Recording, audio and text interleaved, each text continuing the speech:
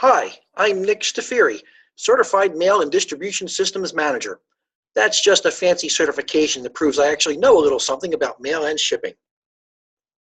But even if you don't have fancy certifications, everybody knows that the holiday time is fast approaching, and that means shipping volumes go up. Did you know that during the holidays, the package volume among the three major carriers, that being the U.S. Postal Service, UPS, and FedEx, increases by about 50%? And that's not even including that jolly old elf in the red suit. But Santa and those other carriers are not the only ones who will be extremely busy this holiday season. You see, in the business world, someone has to receive all those packages at companies where those packages are delivered. That's where our team comes in. So with that said, I'm here to offer some helpful process and awareness tips. Let's get started. First, it's important to know whether your company has any policy regarding staff receiving personal shipments at work. Some companies want to control and eliminate any liability for personal purchases. This won't stop packages coming in as gifts sent from vendors or any volume for companies sending promotional items during the holiday season. But if your company does have a policy, now would be the time to send that reminder out. So let's start with liability. As with every workday, we are liable for all packages that we receive on our receiving docks once we sign for them. Our signature signifies that we've accepted the package. So how do we reduce our risk? First, make sure that the number of packages we are signing for is actually the number we are receiving from the driver. Sometimes, with the increased volume, it becomes a habit to just trust that the driver didn't mistakenly forget a package left on the truck. And the driver probably wants to get your signature quick and get on to his next delivery. Don't just let that happen.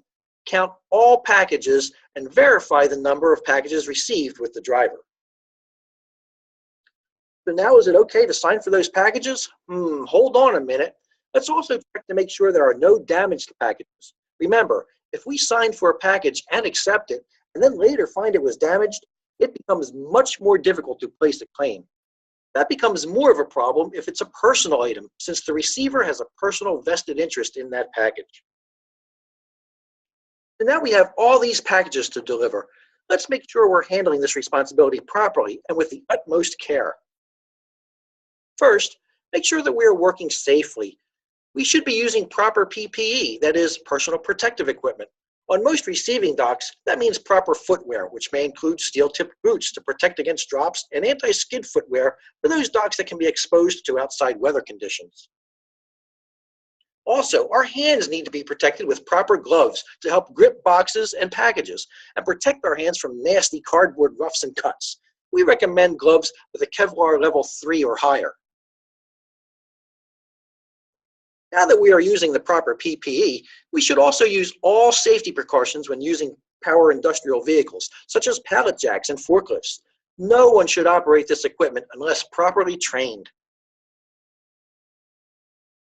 Continuing our discussion on safety, your receiving area may have sufficient space to handle your day-to-day volume, but perhaps not so for the increased holiday volume. So being organized becomes so important. When sorting packages, be sure not to block and clutter the doorways and walkways with all those packages.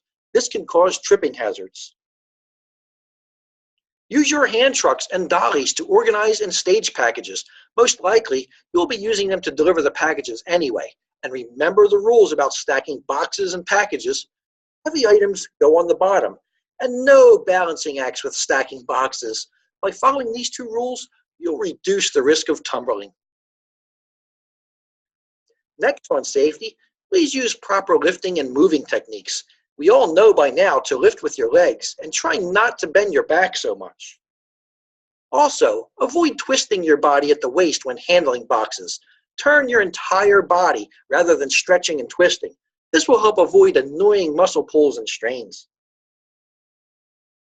And the last thing about safety, I know we have a lot of packages to deliver, but do not rush. Rushing can lead to carelessness, and that can lead to accidents. Take your time. It's better to deliver a package 5 minutes late than injuring yourself trying to meet your SLAs. But now that we've discussed safety, let's discuss some of the unique items that may be delivered during the holiday season. That is, valuables, breakables, and perishables. Some of the personal items that we may receive may have a high value, such as jewelry, expensive clothing, or even electronic devices. Although we may not know exactly what's inside the packaging, sometimes it can be assumed based on the package itself. We must be extremely diligent about our delivery process to ensure these items get into the hands of the respective recipient. It may be a policy under normal business circumstances to leave a package on someone's desk and make a note in your package tracking system. But even if it is, never do so if you suspect that that package is of great value. Remember, if we drop a package off without obtaining a signature, we are still liable if that package goes missing, since we are the last accountable person according to that package tracking system. If we suspect the package is of great value, get a signature, preferably from the recipient himself. Handling breakables is very similar.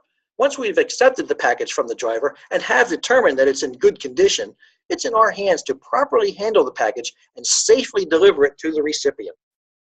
If anywhere between receiving the package to obtaining an acceptance and signature from the recipient, that package becomes damaged, we become liable for its value. So please, check these packages carefully throughout the entire chain of custody workflow. Now on to perishables. What is a perishable? A perishable can be a food item such as a basket of fruit, or I've even seen meats delivered. They can also be fresh flowers. So what do we do with these items when they are received? The first option is to deliver them as soon as possible to get it into the hands of the recipient, remembering to use the same accountability process as with valuables and breakables. There is nothing worse than delivering flowers or fruit 3 days past their freshness date. Okay, maybe delivering a half-eaten fruit basket is worse, but only slightly. Which brings me to my next tip. It's not okay to take a share of any goodies received prior to delivery. I hate when I get questions about what happened to that box of chocolates that my customer was supposed to receive, and then have to face the fear that, well, the receiving clerk may have ended up keeping it for himself. But what happens if the recipient is not there to receive perishables? Send a phone message and an email letting them know that we have a perishable item for them and what they would like us to do.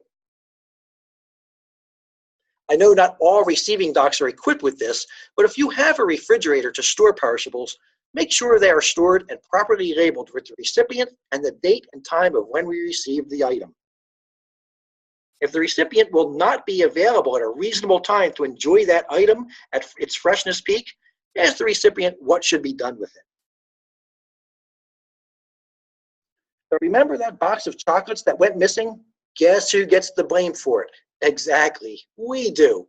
Unless we have a complete audit trail for that package, we stand liable for its whereabouts, and sometimes that means taking the hit for its value.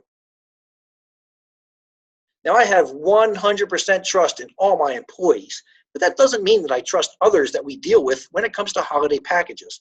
The carrier driver may want to keep that box of chocolates for himself, so he keeps it on that truck while we blindly sign for the delivery. This is why we discussed earlier about verifying the number of packages before we just accept and sign. Also, leaving those box of chocolates or someone's desk opens the opportunity for a neighboring employee to indulge without being asked. So what prevents us from being blamed for that box of chocolates that goes missing? Our accountability measures, of course. Ensuring that the package is closely monitored and tracked up to the point we get acceptance and signature from the recipient. And remember, it's always a good idea to get a signature from the actual recipient than a neighboring employee. This way, we can't be blamed for misdelivering such an important package. So to summarize, we all know our process for accountability. During the holiday season, the increased volume and increased nature of items that we receive make it even more important to follow strict protocol within our tracking and delivery system.